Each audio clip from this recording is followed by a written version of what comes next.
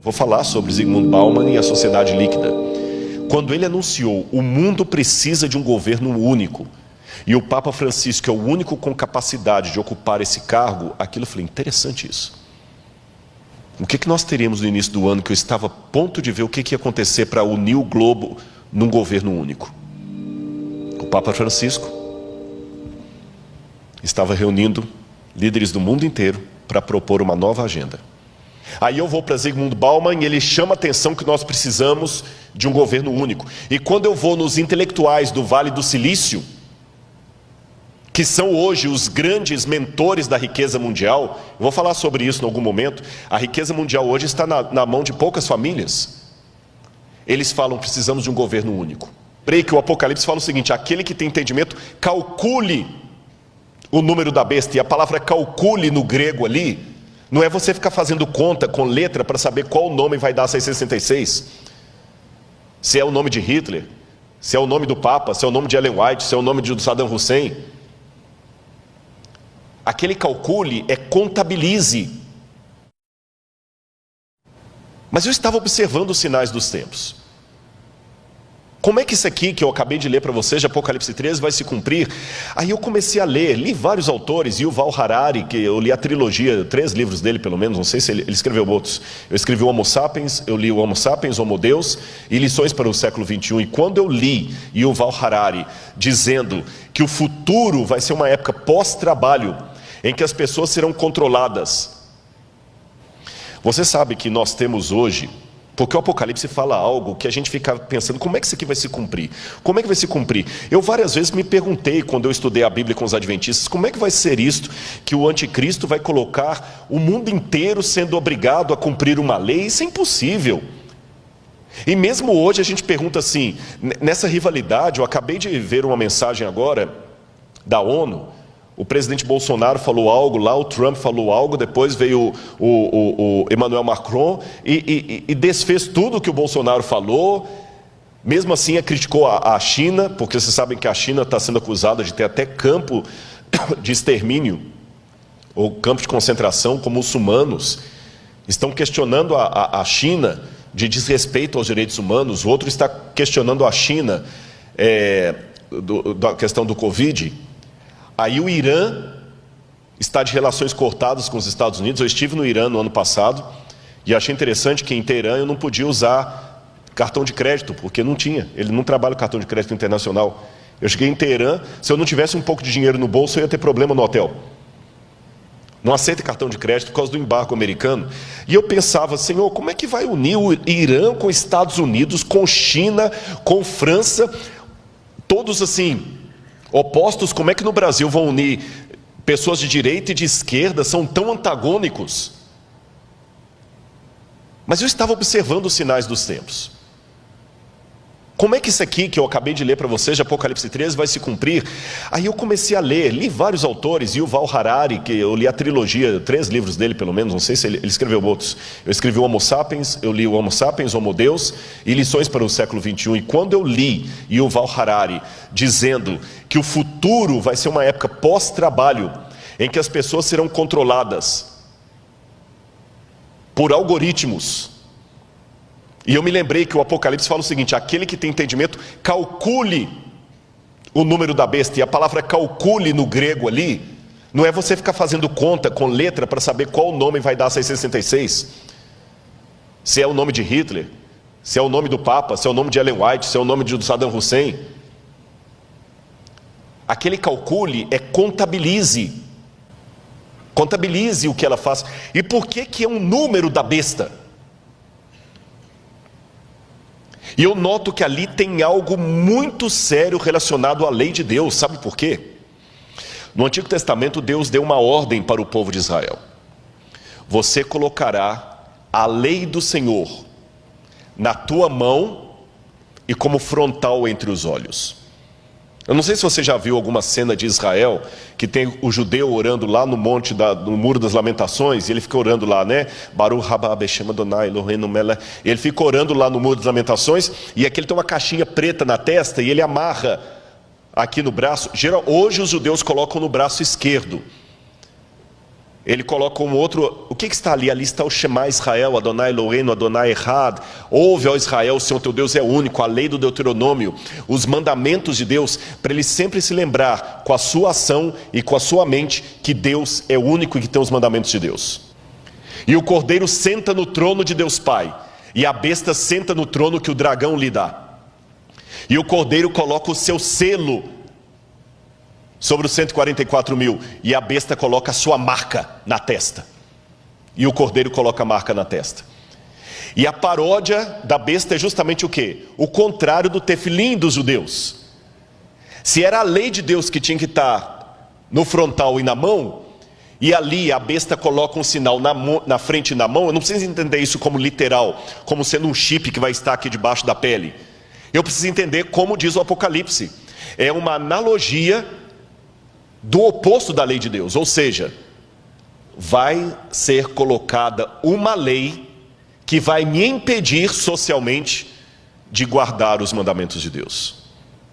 Por isso que em Apocalipse 12 fala, aqui está a perseverança dos santos, os que guardam os mandamentos de Deus e têm a fé em Jesus. E quando esse dia chegar, o mundo inteiro vai se unir. Mas eu ainda volto à minha pergunta, como, Rodrigo? Você acabou de admitir aí, Irã não vai juntar. Aí o Val Harari começa a me dar uma parte da resposta. O mundo todo vai ser controlado por questão de algoritmos. O mundo vai ser controlado por algoritmos. Nós não temos dinheiro hoje para manter o mundo inteiro, não tem emprego para todo mundo. Leiam Lições para o século XXI. Aí eu vou para Zygmunt Bauman e ele chama a atenção que nós precisamos de um governo único. E quando eu vou nos intelectuais do Vale do Silício, que são hoje os grandes mentores da riqueza mundial, eu vou falar sobre isso em algum momento, a riqueza mundial hoje está na mão de poucas famílias. Eles falam, precisamos de um governo único. Pela primeira vez na história. E um governo mais único do que na época do Império Romano, da Babilônia. Hoje, nós temos algumas forças que são como crianças brincando em casa com faca, instrumento cortante e nenhum adulto para tomar conta delas. Quais são essas crianças? Internet. Quem controla a internet? Quem é o dono da internet? Não adianta falar que é a Google, nem o YouTube. A internet é maior do que o Google. A internet é maior do que o YouTube. E tem um documentário da Netflix, agora eu assisti até a metade. Não consegui assistir o resto por falta de tempo. Eu vou vendo as prestações. Dilema das redes. Assista esse documentário. Como é que eles estão controlando hoje a sua vontade, a vontade pelo algoritmo. Mas a internet ainda é maior do que isso. Quem controla a internet? Eu posso na internet hoje colocar de uma piada sem graça a... Basta ser um hacker. Eu posso derrubar a bolsa de valores na internet. Tem muita gente que tem medo do terrorismo virtual. Quem controla a internet? Não adianta. Eu até estava conversando com o pessoal da mídia, que eles falam de alguns que entram para derrubar canais. Eu falei, mas por que não entra na justiça? Ele falou, não adianta, porque cada canal está num país diferente, qual legislação que vai seguir? Não existe uma legislação mundial para controlar a internet. E ela é muito perigosa para não ficar na mão de ninguém. Segundo, quem controla bolsas de valores? Quem controla? Hoje é tudo na base da especulação. Teve o problema na China, o Brasil agora está com 800 bilhões de déficit por causa da China. Quem controla a bolsa de valores? Está tudo ligado. Se cair a bolsa de valores de Hong Kong, você nunca foi a Hong Kong e você pode perder o seu emprego aqui por causa disso. A montadora vai fechar porque caiu uma bolsa de valores onde você nem existia. Bolsa de valores é especulação. E quem controla uma criança tão perigosa como essa? Terceiro, tráfico de drogas e de armas. Lavagem de dinheiro. Qual a legislação internacional? Aí o camarada, como aquele italiano que estava no Brasil, que agora foi extraditado, vai para um outro país e fica lá exilado. Quem controla? Quarto, crise ecológica. Essa briga, se a Amazônia do Brasil nacionalizar a Amazônia do mundo. O Emmanuel Macron falou que a Amazônia é do mundo. Não quero aqui entrar em polêmica de nacionalismo nem de política, mas o exemplo da Amazônia é claro. Se nós não cuidarmos da Amazônia, o mundo inteiro paga. Se a China continuar com a emissão de ar, com a emissão de poluentes, e os Estados Unidos, nós vamos pagar. Você está percebendo? Internet, Bolsa de Valores, o NASP, pastor Douglas sabe disso, é um administrador. Vocês podem passar um problema financeiro sério aqui, que não tem nada a ver com a sua administração, nem do tesoureiro, só porque caiu a Bolsa de Valores lá fora, e veio em cadeia. Quem controla essas crianças soltas dentro de casa? Quem controla? Então não é pastor Luiz Gonçalves que está dizendo isso, meu irmão. Não é o pregador do Apocalipse, é o povo de fora. Precisamos de um governo único. Só que ninguém tem moral para ter esse governo único. E quando alguém fala, Rodrigo, tudo bem, mas eles não vão aceitar unir. Aí eu vejo duas coisas acontecendo.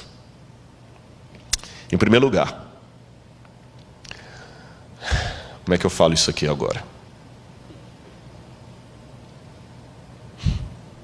Se Deus manda, eu falo. Houve várias vezes que os 4 anjos de Apocalipse capítulo 7 estavam para soltar os ventos. E Deus mandou reter, porque o povo dele não estava preparado. Vocês sabem disso.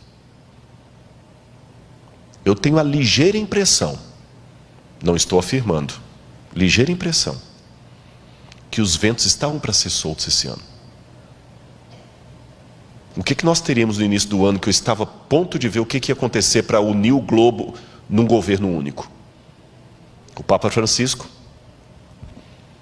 estava reunindo líderes do mundo inteiro para propor uma nova agenda, que cobrisse a questão ecológica, a questão da economia, a questão da família, e todo mundo estava para mandar representantes no mês de março.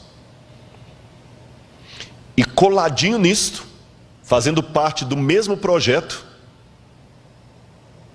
o 5G. Que quem entende de internet sabe melhor do que eu o que significaria o 5G no mundo. O 5G vai ser mais do que o advento da internet. O mundo seria outro. E na hora que essas duas coisas estavam para transformar o mundo, Covid. Parou tudo. Estou perguntando, não estou afirmando. Estou pensando com os meus botões. Será que Deus falou assim, eu vou permitir esse vírus para parar o mundo, porque o povo de Deus ainda está dormindo demais? E nós ainda estamos parados aqui esperando? Eu fiz teologia. E fui professor de alguns pastores que estão aqui. Mas eu falava com eles em sala de aula, que por melhor que a gente tentasse prepará-los, eu nunca ia conseguir preparar você para expulsar um demônio, para dar uma notícia de morte. E eu odeio isso. É um osso do ofício. Eu não quero ficar orando por pessoas que estão doentes, não é porque eu não me simpatizo por elas, é justamente por me simpatizar com elas, que eu não gostaria que ninguém mais estivesse doendo, sofrendo, vocês entenderam? Não é com prazer que eu atendo uma oração. Rodrigo, você pode orar por minha mãe, ela recebeu o diagnóstico, agora está com Covid, está entubada. Não é com prazer que eu faço aquela oração. Há orações que eu faço com prazer, há orações que eu faço por necessidade. Essa é de necessidade. Eu não quero mais orar por ninguém no hospital.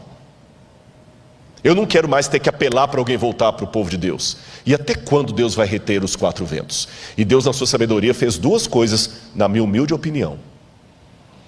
Ele retardou os planos do 5G, retardou a união global do Papa, e mostrou para você que ainda está incrédulo, que o mundo pode, a despeito das diferenças políticas, se unir em torno de um mesmo propósito.